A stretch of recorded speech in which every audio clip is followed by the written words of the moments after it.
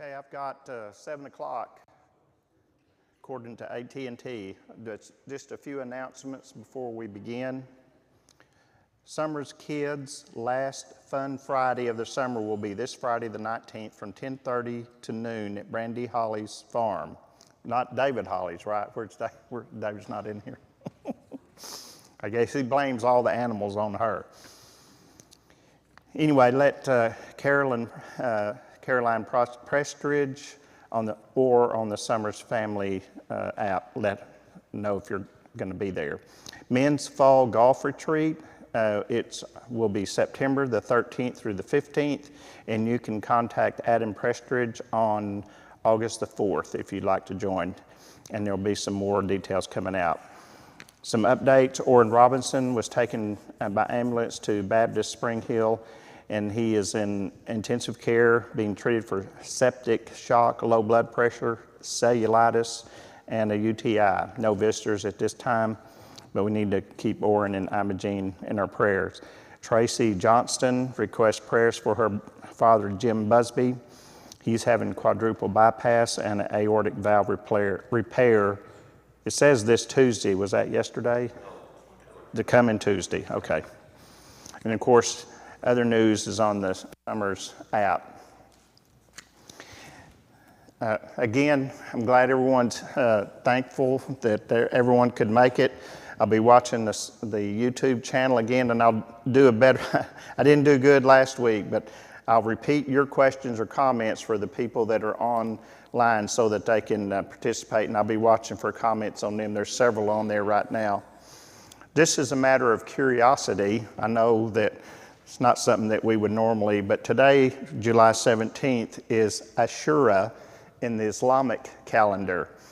And what's interesting to me about that, according to Sunni Muslims, this is the day that Noah left the ark. This is the day that Moses parted the Red Sea. And this is also the day that Joseph was released from prison, all on what we know is July 17th. Interesting, but not relevant to our class tonight. I just thought it was interesting. But anyway, there'll be a test on that later.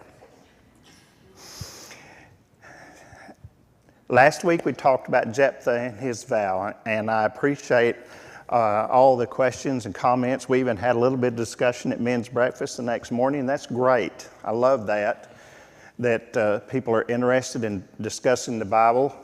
It was emotional, and I will again assure you, I do not have all the answers to all Bible questions. There'll be times I'll give you what I think on that and try to share what other people think that write commentaries who are very intelligent men with multiple PhDs, and share that with you. And as we all are on this journey to eternity, we can make those discussions and plans. The key for me is we just need to spend every day in the Word, spend some time in the Word, studying, thinking, meditating on it, on that. Vows. As we discussed last week also, there's a problem with vows, and the problem is not keeping them. Ecclesiastes 5, guard your steps as you go to the house of God and draw near to listen rather than to offer sacrifice of fools. For God, and in verse 2, for God is in heaven and you are on earth. That to me is the most important phrase in that passage of Scripture. God's in heaven, you're down here, you're just dust. And that's a good thing for all of us to remember. It goes on to say, the writer of Ecclesiastes goes on to say, when you make a vow to God, do not be late paying it, for he takes no delight in fools. So, we talked about making a bargain with God, which is what Jephthah did. And again, another vow is going to be discussed. In this case, we have a woman with a desire to have a child, which is probably one of the strongest urges for a young lady to have is when she decides she wants to have a child. And for women who are struggling to have a child, it can be a time of despair and anguish. Then you throw in a rival who provokes you because you're not having a child just makes it worse. And we'll get to the two men involved in this later. I mean, Elkanah and his comment didn't help anything either, but we'll get to more of that later. Many Bible scholars agree that Jephthah's vow was foolish, regardless of how that vow turned out, and we talked about that last week. No one says Hannah's vow was foolish. They both made a vow, but I didn't find one commenter that said Hannah made a foolish vow. And so think about that a little bit. Anyway, so 1 Samuel chapter 1. Some of these words in here I had to look up how to pronounce. The first one is in the first verse. Ramathahim Sophim, and I probably didn't get it right then either. But there was a certain man from there. I'm not going to try to say it again. He was from Ephraim. His name was Elkanah, and gave all of his relatives, the son of Jehoram, son of Elihu, the son of Tohu, the son of Zuph, an Ephraimite. He had two wives. One of them was Hannah, and the other was Peninnah. And Peninnah, I'm not getting it right. Peninnah, anyway. But Hannah had no children. This man would go up from his city yearly to worship and to sacrifice to the Lord of God of hosts in Shiloh. And the two sons of Eli, Hophni and Phinehas, were priests of the Lord there. When the day came that Elkanah sacrificed, he would give portions to Peninnah and his wife and to all of her sons and daughters, but to Hannah he would give a double portion, for he loved Hannah, but the Lord had closed her womb. Her rival, however, would provoke her bitterly to irritate her because the Lord had closed her womb. And it happened year after year. Often, as she went up to the house of the Lord, she would provoke her so that she wept and would not eat. Then Elkanah, her husband, said to her, Hannah, why do you weep, and why do you not eat, and why is your heart sad? Am I not better to you than 10 sons? So he was a Levite. We know that. Would you consider this a faithful, godly family? Yes or no? No? Why not? He had two. Did you read ahead on my notes? Okay. George says no. Anybody else want to comment? What did Jesus say in Matthew 19? God tolerated certain things, didn't he? And I'll go ahead and jump ahead in my notes. In God's eyes, it's 1 plus 1 equals what? 1. It's not 1 plus 1 plus 1. It's not that. It's 1 plus 1 equals one flesh. And if we look at the story of Abraham and his wife and the problems that caused, and we got problems again because they were outside of God's plan for marriage. So, how would you describe Hannah's rival? Was she a nice lady? No, not at all. She was jealous. Why? That's a question I don't need to ask right now. Karen told me last week I was in the ditch and I never did get out of it, so I'm going to try not to get in the ditch again. Anyway, in verse 5 it says, he gave her a double portion. How much trouble do you think that caused? You're special. I'll give you twice as much as you're entitled to. Now it's interesting. Some versions, in the New English Bible, it says only one share because she was entitled to one share. She was one person. It says, the Bible in Basic English says one portion. The New American Standard, New King James, and the NIV say double portion. In the Truth for Today commentary, as he was reading this, writing his commentary on this, he says, the Hebrew says that he gave Hannah the prime portion of the meat, which would even be more of a, whatever you want to say, more of a throwing in the face to the rival. Anyway, it caused, however you want to read that. The translators of the New American Standard, and it's by most scholars say the New American Standard is the most accurate translation of the Bible. So, I would lean towards that. But anyway, that's his comment on that. And the Truth for Today commentary is an excellent reference for anybody who's doing Bible study. So did his actions help or hinder the situation? It sure didn't help. When you got Ernest. Do what? Are you digging a hole? I mean, what? Okay, I'll sure want the audience who's online to know that Elkanah could do with it what he wanted to. Okay. And he did, evidently. You're on your own. Charles. That's one consideration, yes. Oh, I'm sorry. Right after where it says he gave her one portion, it says, for he loved her, like exclaiming. He never said he loved the other. Good point. He had kids, but he didn't. Kind of goes back to that Rachel Leah thing too, doesn't it? Oh, okay. So you got, the kindest word I can put on this is the family's dysfunctional.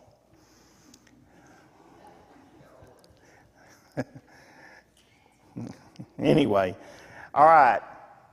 Men, sit on your hands. I want the ladies to tell me what they think of Elkanah's comment to her that he's better than 10 sons. Got one lady shaking her head. Come on, ladies. I want the ladies to tell me what they think. Because I have walked into one of these like this before, and I was straightened out real quick about Bathsheba.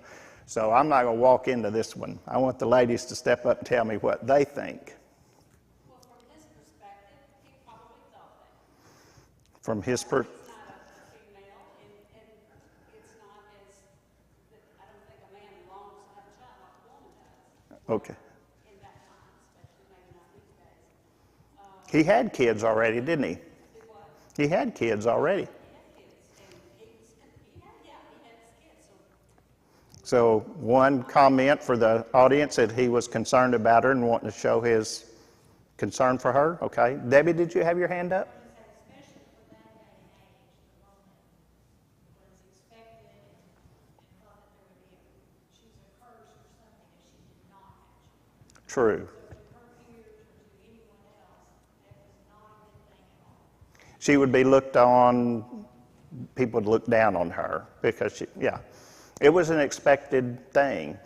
And children also were a necessity in that we all going to get old if we live long enough, right? And we're going to need someone to take care of us. And so kids filled that void. There wasn't, social networks like that. Now, Larry, you going to jump in there? Oh, it's not.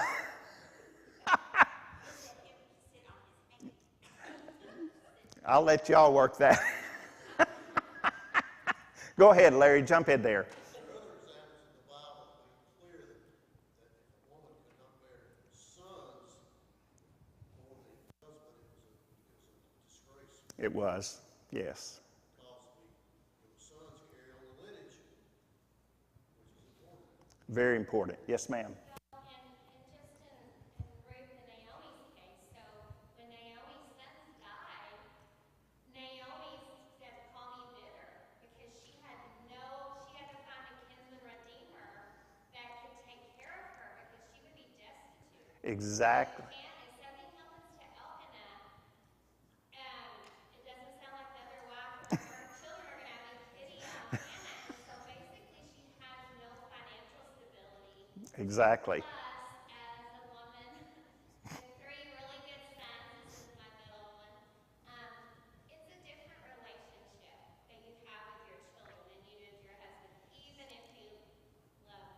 Yeah. that Elkanah felt like he was comforting her in the best way that he knew how. But sometimes people out of love still say stupid things. Yes, yes. Well said, yes. Well-meaning, but stupid, yes. This is not one of those situations where Hannah's going to have a child with promises. What do you think, Ernest? We're going to get there. We're going to talk about it some more, okay? I mean, normally that's when God closes a woman's womb, because when she is 100 years old, she's going to have 100 years old? No. Okay, I'm going to try to. So, normally when God causes a woman's womb to be closed, it's because He's saving her for a purpose to have a promised child, okay, when she's 100, like Sarah. Okay. I think we need to move on. But I kind of piggyback onto some comments that have been made. There were several instances of women who could not have a child, and we talked about some of them. Sarah, Rebecca, who had Jacob, Rachel, who had Joseph. Remember that whole thing with Rachel and Leah. And then probably more famous than those is Elizabeth, the mother of John the Baptist. She was barren, and an angel came to Zechariah. Guess I may need that MRI, I don't know. And told him he was going to have a son. So it does happen. And Ernest, you are right to a point. There were times that a child of promise came from that situation.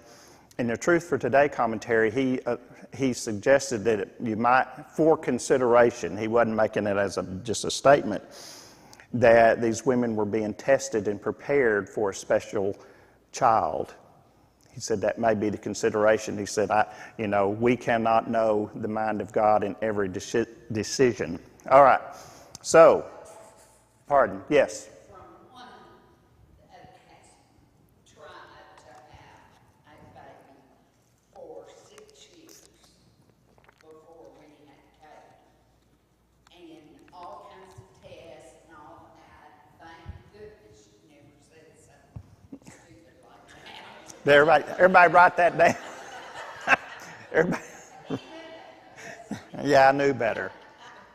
But it's not just physically hard on you. It's every time somebody else has a baby and says they weren't even trying and this was a surprise. It's like salt in a wound. Mm-hmm. Because you want one so badly, and it just does not happen, And then no you, matter what you do. and then you get a daughter that back talks to you, right? But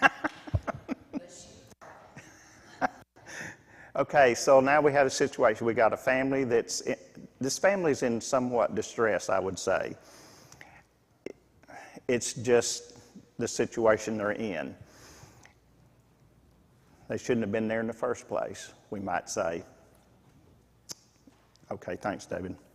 All right, so verse 9, her first prayer. There's going to be two prayers we'll talk about. She arose after eating and drinking, and she was greatly distressed and prayed to the Lord and wept bitterly. In verse 10, she made a vow and said, O Lord of hosts, if you will indeed look on the affliction of your maidservant and remember me and not forget your maidservant, but will give your maidservant a son, then I will give him to the Lord all the days of his life, and a razor shall never come on his head. In verses 12 and 13, she was praying before the Lord. She was bitter, and she was speaking in her heart. In verse 13, only her lips are moving. And then the next man, who does a great job, Eli, thinks she's drunk, says to her, how long will you make yourself drunk? Put away your wine from you. So we have another man doing a great job of comforting this lady. So guys, we're doing good. so far here. What can you say about Eli? Mindless, not thinking. He's talking like a man. Right, Ernest. Not Ernest, Charles. Boy, I tell you, I may be in a ditch here and just can't get myself out of it here. I need to move on to somebody, go back to Jonah. Anyway, I did put a quote on there, thinking is difficult, that's why most people judge. And that, to me, was a good description of Eli here in this thing. This not shaving or razor not coming on his head, that's part of the Nazirite vow. It doesn't say that here, but that's probably what she meant and probably what the intent was. Burton Kaufman says, based on the behavior of Eli's sons, someone being drunk at the tabernacle probably wasn't all that uncommon, the way they were acting. Because we know later on, in the next chapter or so, they were sleeping with the women who were working there in the tabernacle. And so why didn't she tell Eli what she wanted?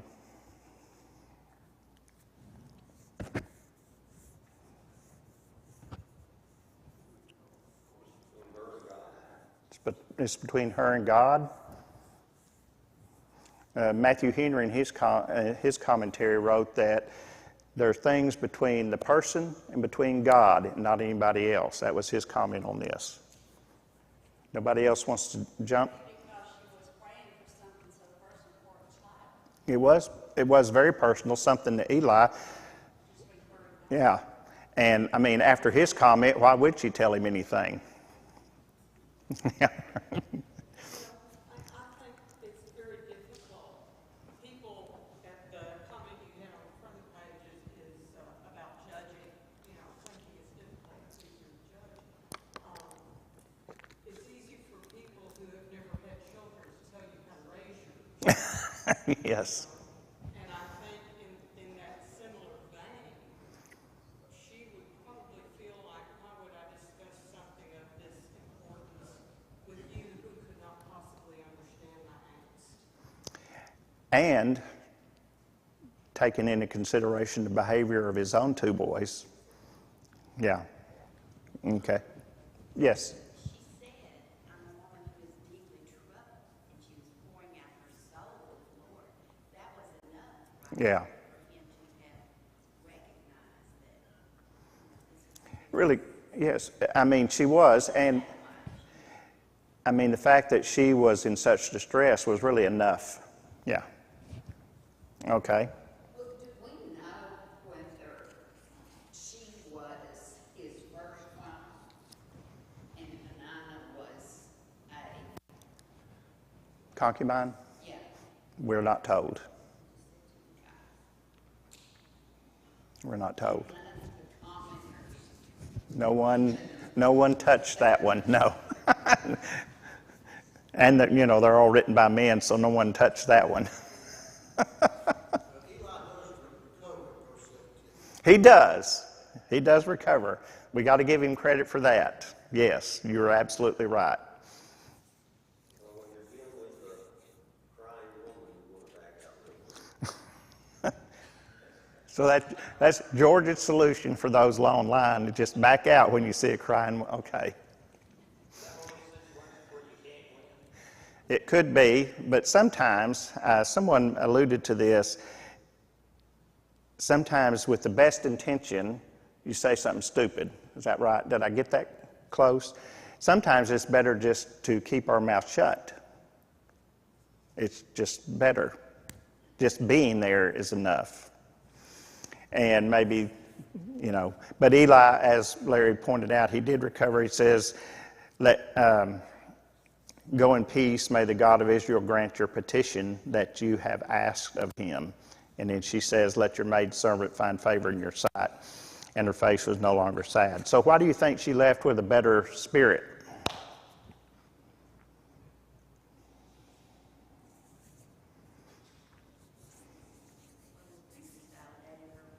He has. The high priest has. And that was important.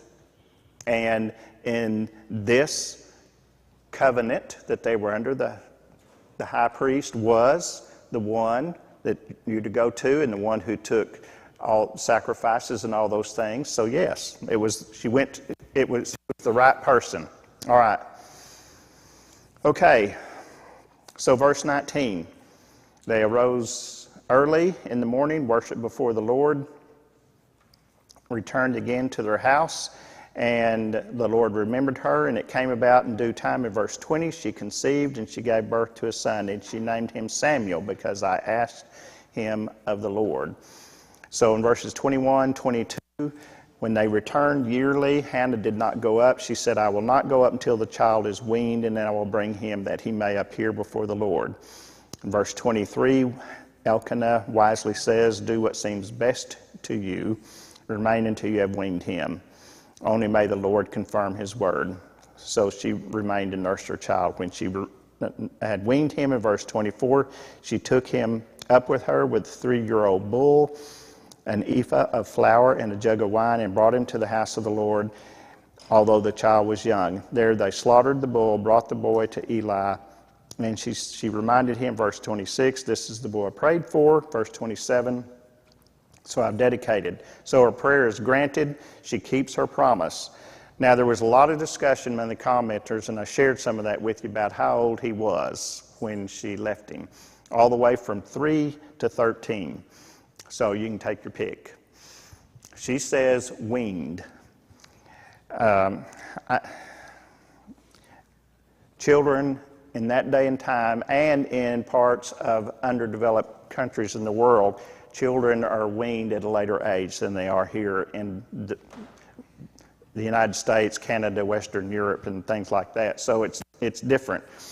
Kaufman, Barnes, and The Truth for Today say 3 years old. Matthew Henry said it could be weaned from childish things at 8 or 10. And Kyle and Delitzsch say up to 13.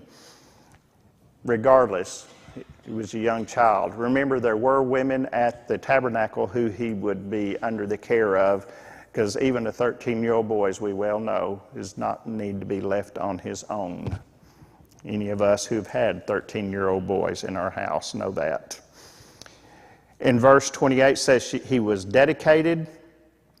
The New King James says he was lent, given over by the New International Version, and lend in the New English Version. So you can take your pick, but he remained there. In verse 28, it says he worshiped. Some older versions say they worshiped, indicating that it may be Elkanah, Hannah, and Samuel, and maybe even Eli, that they worshiped there together. We're not really sure about that.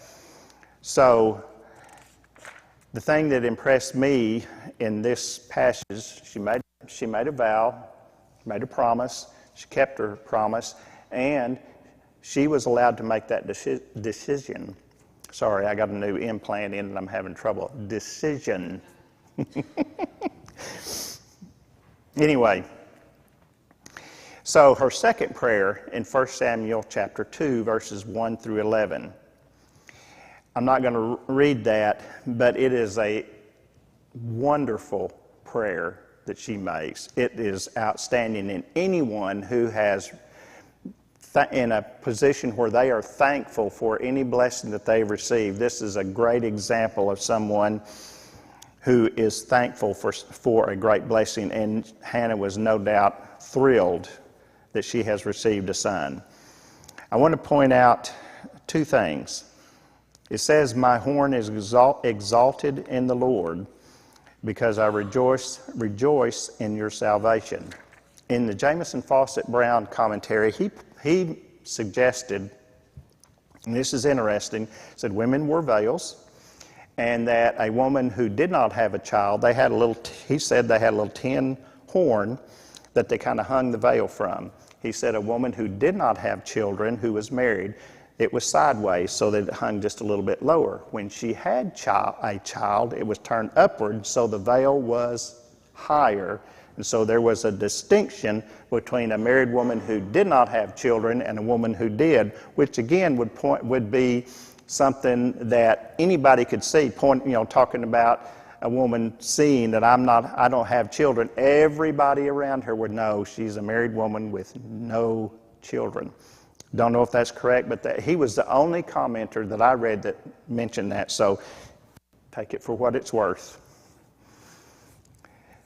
Anyway, then verse 10 is by several commenters pointed out as a prophecy of the Christ. And again, we know that the Old Testament prophets and those who prophesied didn't know the full impact of the things that they were saying. And you can read that and consider that yourself, because in verse 10 it says, "The Lord will judge the ends of the earth, and He will give strength to His king." Did Israel have a king at this time? No, they did not. They did not. So anyway. I'm sorry. Yes. When I think of this story, Samuel, he had, he's the first to do this. He was that last person. Because God was going to give them what they wanted. They wanted a king and they were going to get it. And I'm no way equating him to Christ, but Samuel was going to be born. Yes.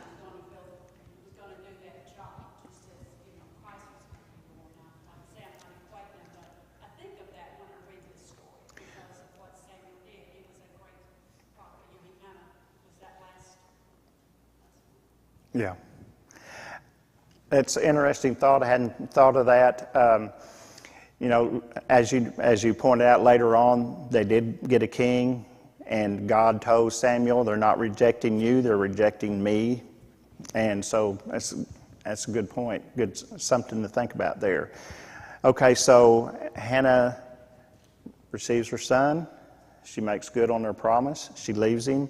That had to be one of the most difficult trips home to make. That first time you take that baby, leave him, knowing what Hophni and Phinehas are doing, and leave him dedicated to the Lord at the tabernacle. That had to be a huge thing for her, and amazing that she was able to even go home and have a meal, let alone survive. So anyway, one of the great Bible stories that Bill. I'm in verse 5. I know this is Hannah's prayer. In verse 5 it says, she who was barren has borne 7 children. She's going to talk about herself, is she? Or is she? Well, as we're going to find out later, she didn't, well, the Bible, I've got it here.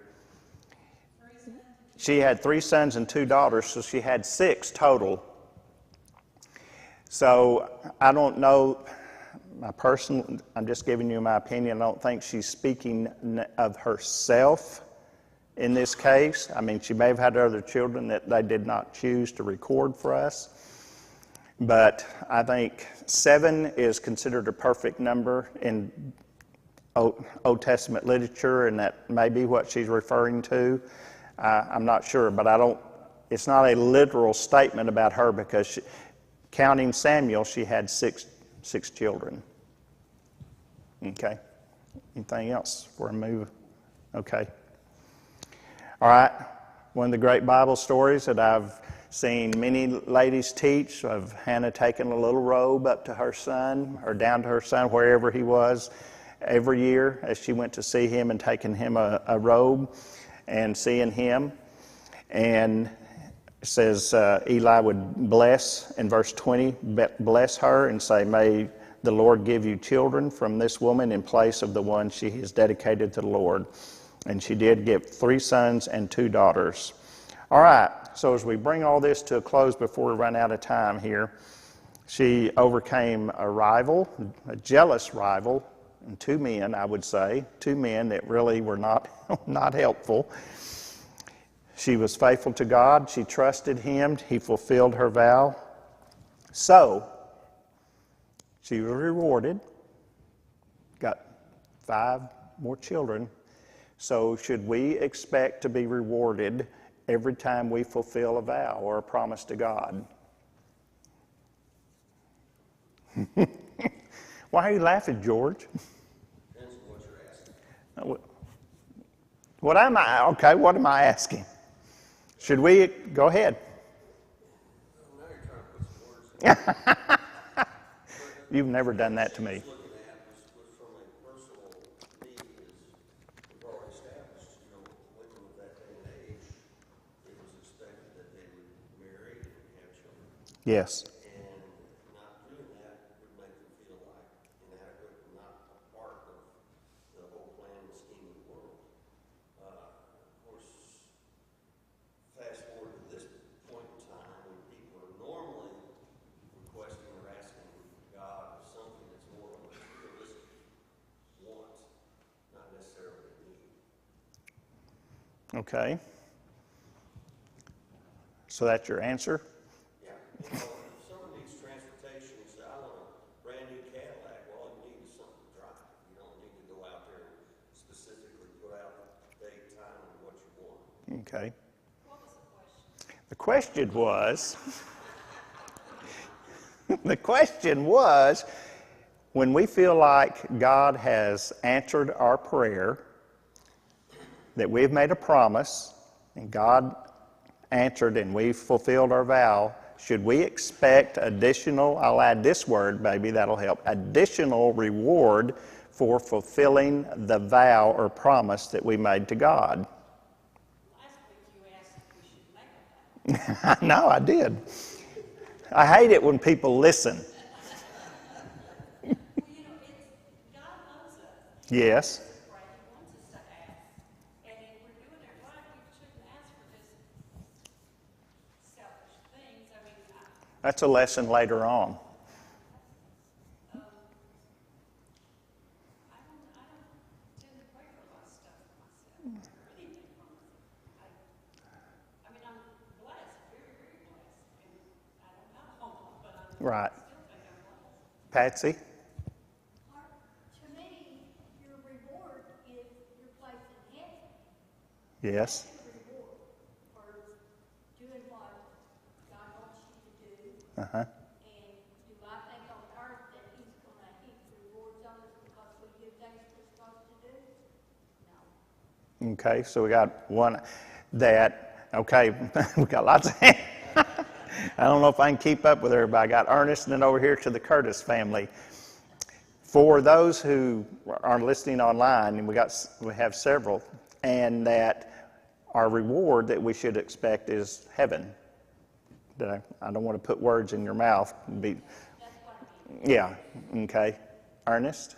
Well, sometimes God has a different idea of what a reward is than I do. Sometimes, He's got a plan, and He's going to fulfill His plan, and it might not gee at all with what I got. God's God, and you accept what you get. Well, in His plan, God's calendar is different than mine and yours. And so, that was one of the things that the author of the Truth for Today commentary was alluding to, that there was a trial period that ladies were barren. I mean, Sarah was 99 or 100, and she waited a long, long time to have that child. Okay, to the Curtis family, and I'll let y'all decide who goes first.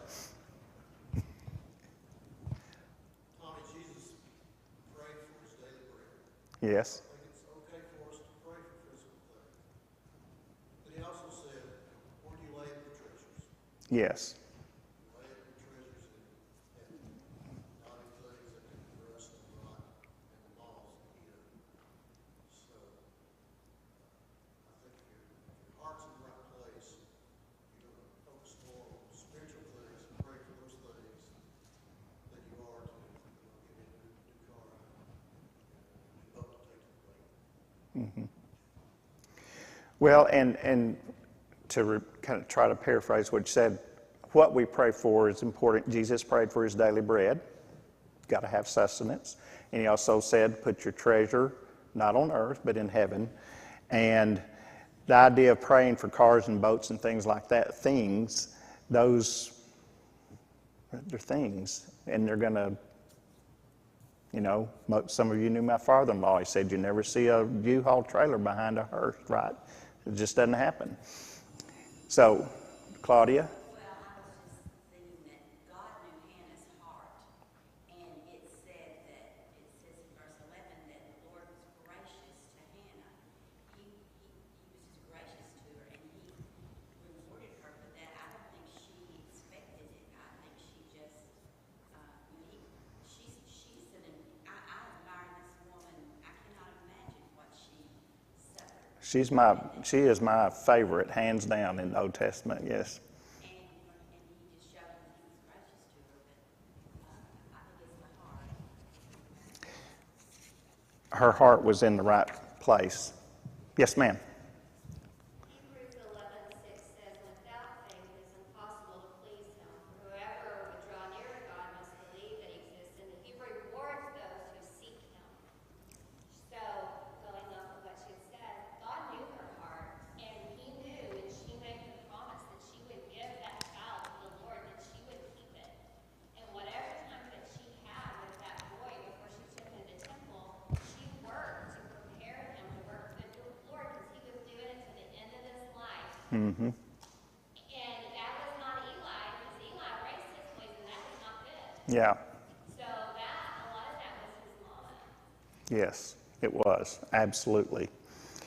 So, comparing Jephthah's vow, how would you compare Jephthah's vow to Hannah's vow? Is there any comparison? Do you see any comparison? He gets a D plus. An F. He gets an F.